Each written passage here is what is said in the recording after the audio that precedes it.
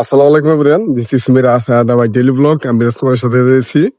আজকে আমি, চাচা, আব্বু, জ্যাঠা সবাই মিলে আমরা যাচ্ছি গরু বিক্রি করতে। যাই হোক, ভিডিওটা অনেক মজাদার হবে, আমাদের পাশেই থাকুন।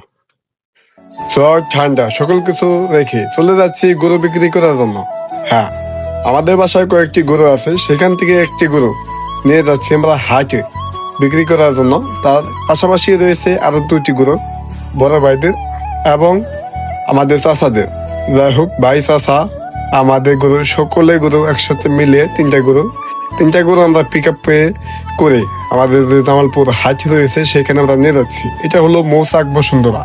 এখানে অনেক মানুষ আসে ঘোরার জন্য এবং তারা আনন্দ করে এবং বিকালবেলা আসে সময় কাটানোর জন্য। যাই হোক, এদিকে যাওয়ার পথে পছন্দ জায়গা আপনাকে দেখালাম এবং এদিকে জামালপুর যাওয়ার পথে জামালপুর তেলের পাম্প রয়েছে, এই পাম্পে দেখি অনেক সিরিয়াল মানুষের। যাই হোক, তারা কেনা পাম্পে তেল নিচ্ছিল এবং আমি গরুর পিছনে দাঁড়িয়েছি আর কি, পিক আপের পিছনে। যার কারণে আমার অবস্থা খারাপ। গরু একটু পর পর প্রস্রাব পায়খানা সকল কিছু করে, যার কারণে আমার শরীরে উপরে আসে।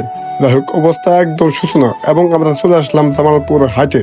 এটি মূলত সাপ্তাহিক হাট, শনিবারে বসে এবং তাছাড়াও কুরবানি ঈদে অনেক এক মাস ব্যাপী হাটটা বসে থাকে এবং এক মাসে অনেক অনেক গরু আসে। এখানে মানুষ ক্রয় বিক্রয় করে থাকে। যাই হোক, এই হাটে আমরা নিয়ে আসলাম গরু বিক্রি করার জন্য এবং আমাদের বাসা থেকে কাছাকাছি ধরা যায়।